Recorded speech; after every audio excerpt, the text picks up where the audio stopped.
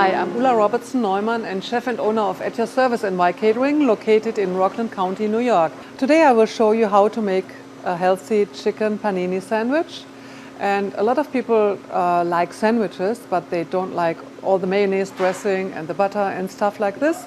So we will have a very healthy approach with grilled chicken breast, some arugula, some pineapple and only one slice of cheese. Today we are going to use half a vegetable tortilla, some leaves of arugula, some pineapple chunks, a grilled chicken breast and some provolone cheese. So the first thing we are going to do, we arrange the arugula on one half of the tortilla. Then we take the chicken breast and the pineapple chunks and the cheese. And then we fold over the other half, press it down and put the tortilla or the panini in the machine.